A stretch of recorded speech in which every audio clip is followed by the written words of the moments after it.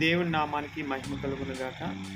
దేవాది దేవుడు సర్వోన్నతుడైన మహోన్నతుడైన దేవుని యొక్క కృపలో మనందరము భద్రపరచబడి ఈ దినము మళ్ళీ దేవుని యొక్క మాటల ద్వారా ఈ ముందుకు రావడానికి దేవుడు సహాయం చేస్తున్నారు. దేవాది దేవుడికి స్తోత్రాలు చెల్లిస్తున్నాం. మన మాటలతో మనుషులను మనస్సు గాయపరచకూడదు. ఇతరులకు క్షేమము, అభివృద్ధి కలిగించే మాటలు మనము నోటంట రావాలి. ఎప్పుడు ఆశీర్వాదకరమైన మాటలు మనం పలుకుతూ ఉండాలి. చాలా రోజులు నేను నా జీవితంలో క్రీస్తును తెలియనప్పుడు, క్రీస్తుకు దగ్గరగా నేను జీవించలేనప్పుడు వ్యర్థమైన మాటలు మాట్లాడాను.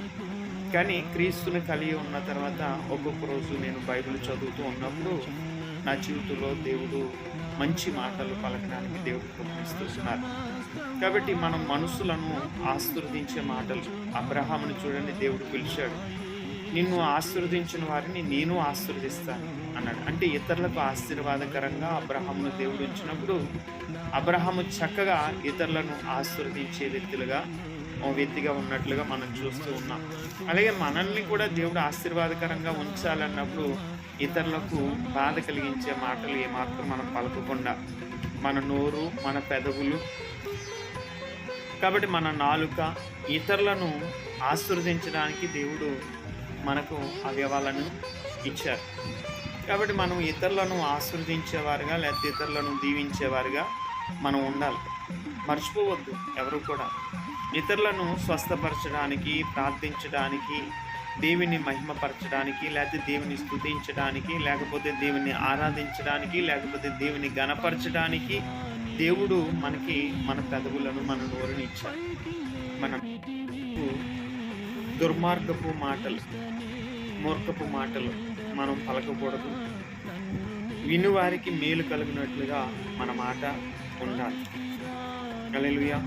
కాబట్టి మనం ఆలోచన చేస్తే ఒక చెట్టు ఎంత పచ్చగా ఉంటుంది చూడండి. అడవిలో ఉన్న చెట్టు చాలా పచ్చగా ఉంటుంది, కాబట్టి చాలా సస్యశ్యామలంగా ఉంటుంది. కానీ దానికి నిప్పు అంటుకుంది అనుకోండి, ఆ పచ్చదనం అంతా ఏమైపోద్ది? మొత్తం నాశనం అయిపోద్ది. కాబట్టి ఇతరులను మనం పచ్చదనం చూడాలంటే, మనలో పచ్చదనం చూడాలంటే, లేకపోతే మనం ఫలభరితంగా ఉండాలంటే మన నోటిని చాలా జాగ్రత్తగా కాచుకోవలసిన దినాలు ఉన్నాయి. ప్రియమైన దేవుని బిడ్డలారా, అందుకే యాకోబు రాసిన పత్రికలో మనం చూసినట్లయితే ఒక మాట, దేవుని మాట మనం చూస్తూ ఉన్నాం. నాలుక అగ్నియే, నాలుక అవయవంలో ఉంచబడిన పాప ప్రపంచమైన సర్వ శరీరమునకు మాలిన్యమును కలుగుచేయచ్చు, ప్రకృతి చక్రమునకు చుచ్చుపెట్టును. చూసారా? కాబట్టి ఇటువంటి మాటలు యాకోబు రాసిన పత్రికలో 3వ అధ్యాయంలో 6వ వచనంలో మనం చూస్తూ ఉన్నాం. కాబట్టి ఆ మాటలను బట్టి మనం ఆలోచన చేయాలి. ప్రియమైన దేవుని బిడ్డలారా, హల్లెలూయా, దేవునికి మహిమ కలుగును గాక. చూసారా? హల్లెలూయా. కాబట్టి యాకోబు రాసిన పత్రికలో 3వ అధ్యాయం 6వ వచనంలో మనం చూస్తున్నాం.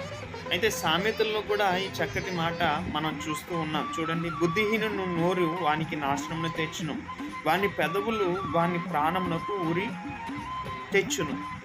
కాబట్టి మన మాట, మన పెదవుల్లో నుంచి వచ్చే మాటే మనకి ఉరి కలుగు చేసేదిగా ఉందంట. అంటే ఇతరులకు కూడా ఎంత ఉరి కలిగించే పరిస్థితులు, లేకపోతే ఇతరులకు ఎంత నష్టం కలిగించే మాటలు మన నోటంటూ వస్తున్నాయో ఒక్కొక్కసారి మనం ఆలోచన చేసుకుందాం. మీరే కాదు, ప్రతి ఒక్కరు కూడా ఆ యొక్క నాలుకను, ఆ యొక్క నోరును మనం కాచుకోవలసిన పరిస్థితులు ఉన్నాయి.